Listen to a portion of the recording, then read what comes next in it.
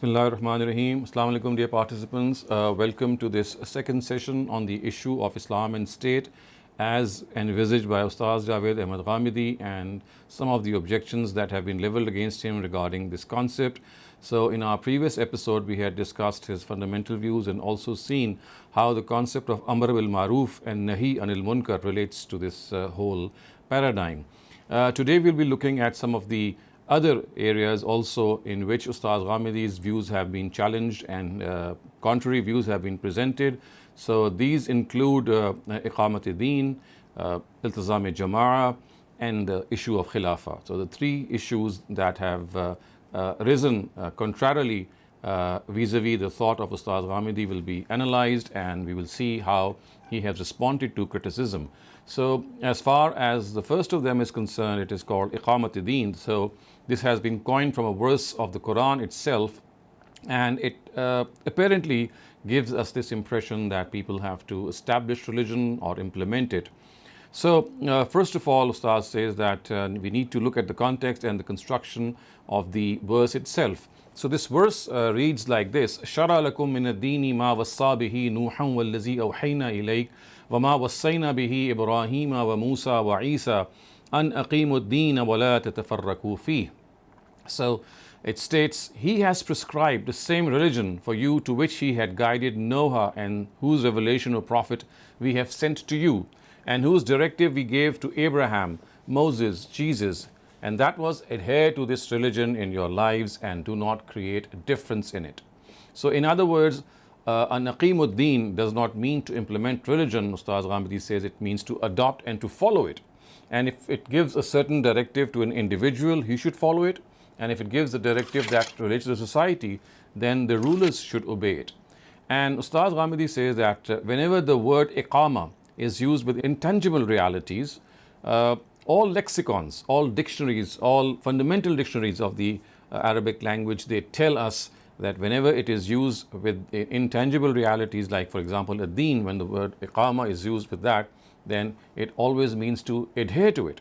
So authorities like Tabari, Zamakhshari, Ibn al-Arabi, Al-Alusi have construed and interpreted the same meaning and ascribed the same meaning to this word.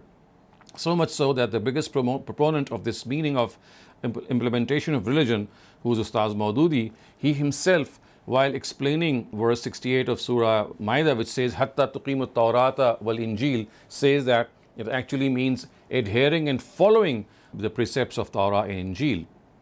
So Ustaz Ghamidi says that the opinion of scholars who think that it means to implement and enforce it in the society is therefore totally against the principles of language. So just as the expression of Iqamat-is-Salah would not mean to implement and enforce Salah, which is the prayer, in the society, similarly the expression Iqamat-e-Deen would not mean to implement it. And he also says, by using the expressions ala salatihim da'imun and ala salatihim yuhafizun, the Quran has made it explicitly clear that what it means by Iqamat-e-Deen, which means to diligently and vigilantly adhere to it. The same directive is given here in this verse of Iqamat-e-Deen. So Iqamat-e-Deen, as understood by certain scholars, is not an obligation of religion among other obligations, and not a teaching of religion amongst other teachings, so that it may be called as a fariza Iqamat-e-Deen, which means the obligation of implementing religion. As I just said, the greatest proponent of this thought has been Ustaz Abul Maududi. So Ustaz Ghamidi says that this is not the case, and by actually enunciating this obligation, Ustaz Ghamidi says that a new obligation has been added to the stipulated ones, which is totally not part of religion. So on the contrary, it is a principle of guidance about the whole religion, just as we find in this verse, وَاعْتَصِمُوا بِحَبْلِ اللَّهِ جَمِيعًا وَلَا تَفَرَّقُوا, which means cling to the rope of God and not be divided. So it's like a directive given that you must adhere to religion, whether in its individual capacity or to its collective capacity. Now we come to the second issue in this regard, and that is Iltizam-e-Jama'ah, which means to join a Jama'ah, to join a party, which apparently gives the impression that people have to join a certain party or a certain group of people, again for the implementation of religion. So in this regard, the hadith that is quoted is قال النبي صلى الله عليه وسلم وأنا آمركم بخمس الله أمرني بهن السمع والطاعة والجهاد والهجرة والجماعة. The Prophet said, I direct you to 5 things regarding which God commanded me. Listen and to hear. Jihad, Hijrah and Jama'ah. So as far as the word al-Jama'ah is concerned, it does not refer, as is the case with the Urdu usage of the word, to any party or to a group. It actually refers to state authority. Ustaz Ghamidi says that this is absolutely evident from another hadith, that is that the word sultan is substituted in place of the word al-Jama'ah. And a sultan is the exact translation of al-Jama'ah, or like a synonym, which means state authority. So the Prophet has in fact clarified here, if anyone does not adhere to state authority, then if he leaves state authority, does not in any way conform to the precepts of state authority, then he is going to die the death of Jahiliyyah. So the Prophet is reported to have said, Man ra'a minkum shay'an yakrahuhu falyasbir alayhi fa innahu man faraq al-jama'a shibran famata illa mata mitatan jahiliyyah, which means he who sees something despicable in his ruler should bear it. For he who even slightly dissociates himself from the state authority and dies in this condition shall die the death of Jahiliyyah. This exact similar hadith can be found in which the word al-Jama'ah has been replaced by a sultan. So the words are, Man kariha min amirihi shay'an falyasbir fa innahu man kharaja min as-sultan shibran mata mitatan jahiliyyah. You can clearly see the word as-sultan and al-Jama'ah have been interchangeably used. So in times of political anarchy and chaos, Prophet has directed Muslims not only to refrain from participating in any activity against the state, but also to obey state authority with complete faithfulness and sincerity. In fact, on one occasion, on these very grounds, the Prophet is reported to have in fact told Huzaifa radhiyallahu anhu, Talzim Jama'at al-Muslimin wa imamahum, which means in such a state of chaos, you should remain attached to state authority and to the ruler of the Muslims. So it is clear that Ustaz Ghamidi says that the word al-Jama'ah has to be understood as per the precepts of the Arabic language, that it refers to state authority. It does not mean that you have to join a party that, for example, could be thought of as working to implement Islam, which is the case in the thought of some scholars as well. Third, we come to the concept of Khilafah. Now, there are 3 objections which have been raised against Ustaz Ghamidi's view, because he says that the word Khilafah, there is no such thing. In fact, there is no term as Khilafah. It's just there is no religious aspect attached to the term of Khilafah. According to Ustaz Ghamidi, it's just a common Arabic word that refers to political authority. So Khilafah or Khalifa does not have any religious ring to it. So there are 3 objections which people have raised against of Ustaz Ghamidi, and that is, they say that the Prophet has in fact used the word Khilafah as a term.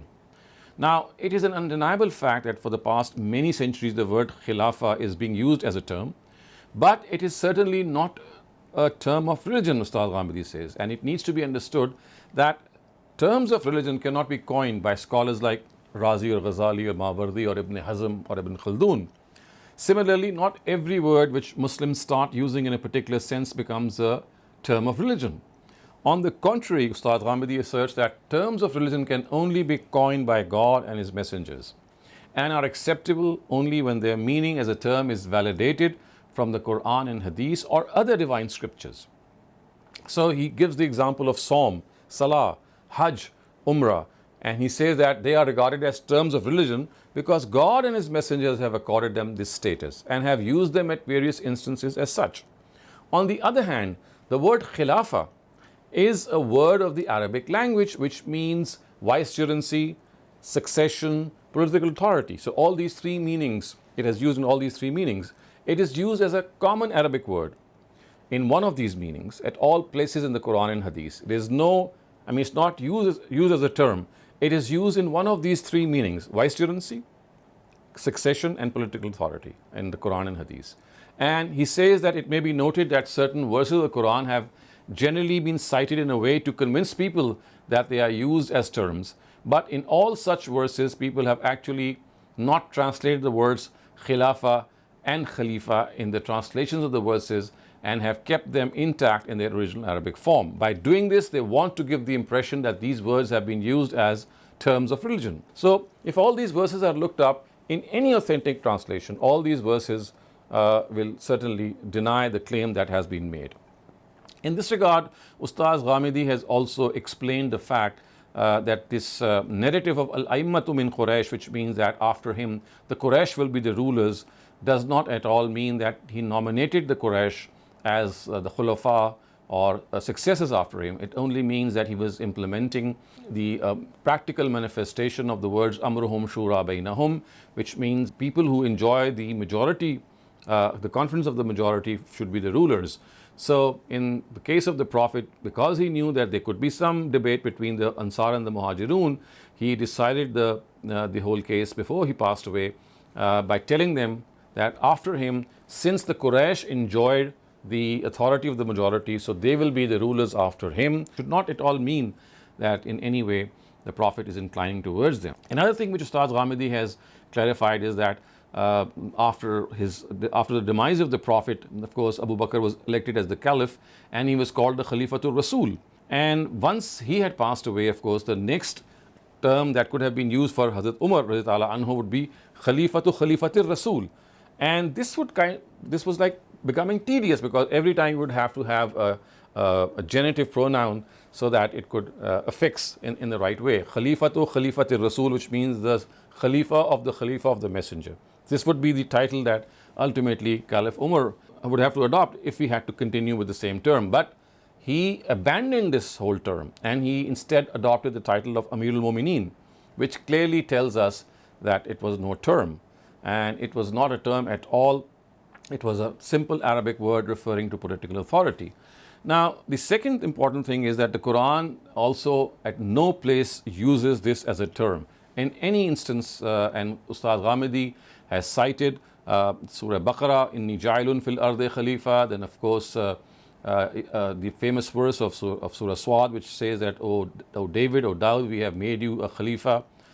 In all these instances, similarly in Surah Nur also, where it is said that God has promised those among you who have accepted faith and have done righteous deeds, that he will in the coming times make them hakim, which is the translation by a famous scholar, Shah Abdul Qadir, clearly telling us that the word Khalifa, wherever it is used in the Quran, is never used as a term. It is simply in the sense of a political ruler or people who have political authority. And of course, we know that similar is the case with ahadith and asar. The word Khalifa and all its derivatives are used in them in the same meanings as the one we have Ustaz has stated earlier on.